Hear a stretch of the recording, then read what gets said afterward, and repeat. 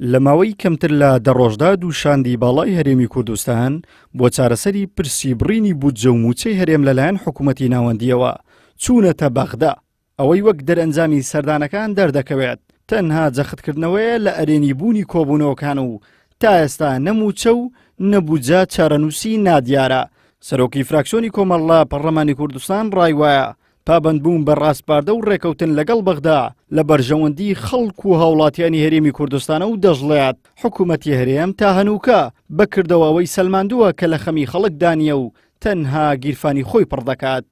بەرپرسانی سیاسی ئەم وڵاتە ئەوەی کە کار بەدەستە و بڕیار بەدەستە تووشی سەرگەردانی سیاسی بوون و لە هەمان کاتیشدا خەمی خەڵک و وڵاتیان و هیچ بەرنامە و استراتیژیەکیان نییە بۆ بەڕێوەبردنی ڕێکوپێکی ئەم وڵاتە و تەفاهمکردن و ڕێککەوتن لەگەڵ حکوومەتی ناوان بە شێوەیەکی استراتیژی و بە پێی بەرنامەیەک و بەڕێکوپێکی. تا ئەمە هەرێمێکی لە عێراقدا پێویستە پابەند بین بە هەموو ئەو بڕگە و مادە دەستوری و یاسایانەی کە ئێمەی لەگەڵ عێراق بەیەک کۆلێک گرێداوە بە هەموو بڕگە و مادەکانی. وەم پێشم وایە بۆ ئەوەی کە هەرێمی کوردستان ژیانی خەڵکی خۆی باش بکە و فەرمانبەران موسەی خۆیان لە کاتی خۆیان پێ بگا و کێشەی هاوڵاتی چارەسەر بێ.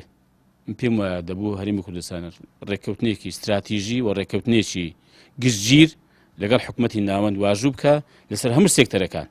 لە ئێستادا بەغدا بە پاساوی پابەند نەبوون بە ڕێککەوتن و ڕادەزنەکردنەوەی نەوتی هەرێم با کۆمپانیای نەوتی سۆما حکوومەتی عێراق بەشە بودجەی هەرێمی کوردستانی بڕیوە. پەرلەمانتارێکی پێشووی عێراقیش پێی وایە هەردوو حیزبی دەسەڵاتداری هەرێم ئەوەندەی خەریکی بازرگانیکردن بە شایستەدارایەکانی هەرێم ئەوەندە لە خەمی چارەسەرکردنی کێشەکانی هەولێر و بەغدانین وتیشی ڕادەستکردنەوەی نەوتی هەرێم بۆ بەغدا لە بەرژەوەندی هاوڵاتیانی هەرێمدایە. ئەو وەفدە ئەو جارە نەچوو بوو لە بۆ مفاوەزات لە بۆ ئەوە چوو بوو کە بە مەرجەکانی بەغدا ڕازیبی بە تایبەتی مەسەلەی تەسلیمکردنی نەفت، یعنی ئامادە بوو هەموو نەفت تەسلیم کە. بەڵام هەر جارێک کە وەفدەک بستە بەغدایە ئەگەر بەغدا بزانی ئەو وەفدە نەک وەفدەکە زەعیفە لە وەزعی زەعیفدایە وەزعی خراپە مەرجی خۆی زیاد دەکات. ئەو جارە گوتیتی واریداتی سنوورمان دەوێت ناوخۆمان دەوێت فڕۆکەخانەکان، یعنی هەرچی داهاتی هەرێمی کوردستان هەیە هەرچی داهات هەیە لە دینارێک هەتاوی هەمووی تەسلیمی بە بەغدا بکرێ ئەوجە بەغدا بودجە دەنێری. ئەگەر بە یەکجاری چارەسەر بکرێ بە تەواوی ئەو چێشە کۆتایی پێبێ من وای بۆ دەچم بە زەرەری ئەو دوو حیزبە تەواو بێ. ئەگەر داهاتی نەوت تەسلیم بکەن ئەگەر داهاتی ناوخۆ تەسلیم بکەن ئەگەر فڕۆکەخانەکان تەسلیم بکەن چیان بەدەست دەبینێ بازرگانی پێ بکەن؟ هیچیان بەدەست نامینێ. ئەوان ئەوەندەی خەریکی بازرگانین ئەوەندە خەریکی سیاسەت نین. جێشیان لێ نییە ینی میلەت چی بەسەر بێ چی بەس برسی بی نەهامەتی بی قوڕ بەسەری بی. ئەوە نییە هەندێکیان لێ دوان دەدەن دەرێن خەرچی هەولێر و دووهۆک سەرنووی ناکە لە بۆ موچەی وە بە خەرگنان نییە بخۆ خەرگ 1000 دیناری لەژی سەرنووی کردنی چێ و مەسەلەی ژیان و مەرگە.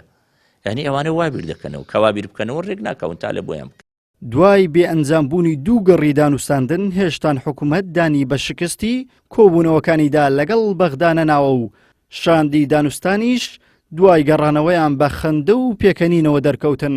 بەڵامەوەی ڕوونە لە ئەنجامی کۆبوونەوەکان تا ئێستا بودجەی هەرێم خرج نەکراوە و نزیکەی 60 ڕۆژیشە فەرمانبەرانی هەرێم موچەیان وەرنەگرتووە و گوزەرانی خەڵک لەو پەڕی خراپیدایە. عیمران ئەمیر کەناڵی ئاسمانی پێیام هەولێر.